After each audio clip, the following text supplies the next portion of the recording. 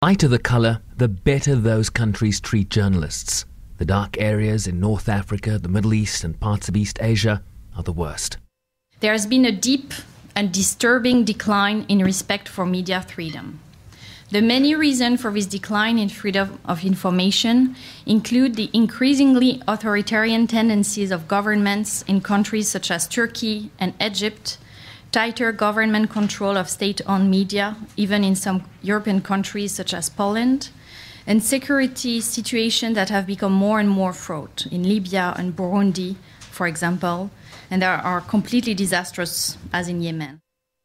Europe dominates the top 10 of the index, with Finland ranked the best place to work as a journalist.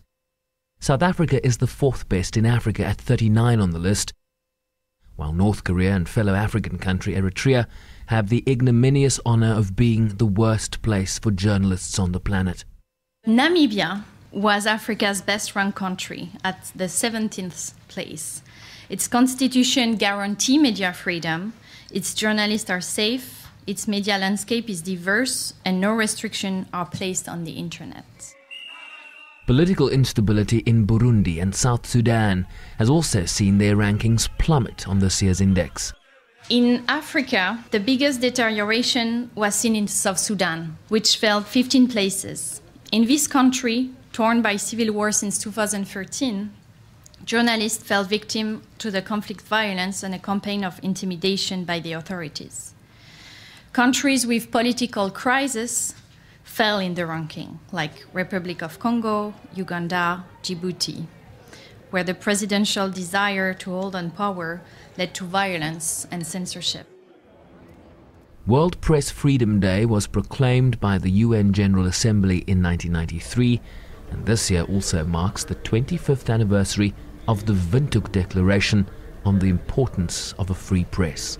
The Secretary-General, in a message, says that a free, independent and safe media environment is essential, yet all too often journalists are threatened, harassed, obstructed or even killed in the pursuit of information.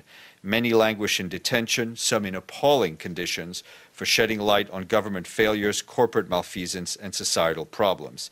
In his message, the Secretary-General urges all governments, politicians, businesses and citizens to commit to nurturing and protecting an independent and free media. Without this fundamental right, people are less free and less empowered. Over 35 free press organizations, including the Media Institute of Southern Africa, have called on the UN General Assembly to create the legislative space for the UN Secretary-General to appoint a special representative on the safety of journalists as soon as possible. The letter says 787 journalists and media personnel were killed while exercising their profession over the last 10 years, 67 of them in 2015 alone.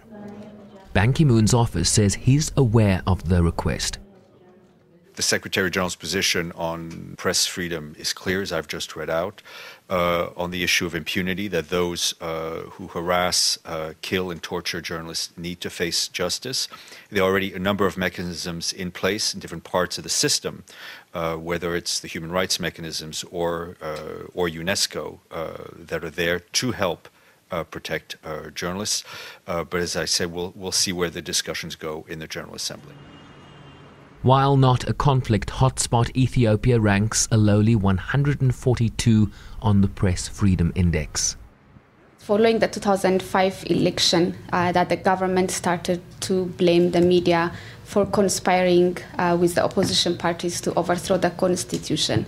And since then, the government developed this negative and very repressive outlook towards the media. Following this election, with direct government order and indirect pressure, more than half of the newspapers that were once published in the capital city were closed down. And at the time, 13 editors were sent to jail, and self-censorship became very common. The UN's Education, Scientific and Cultural Organization wants this year's commemoration to link freedom of information with the newly adopted Sustainable Development Goals. We can only reach these goals together, and only if we have quality information. This is why World Press Freedom Day 2016, launched this year in Helsinki, highlights the importance of free and independent journalism to advance the 2030 Sustainable Development Agenda. Access to information is a fundamental freedom, part of the human right to freedom of expression. Receiving and imparting information, both offline and online, is a cornerstone of democracy. Often a measure of the health of a country's democracy is the levels of free access to information. Globally, some 200 journalists languish in jail today. The legislative framework has registered an equally marked decline.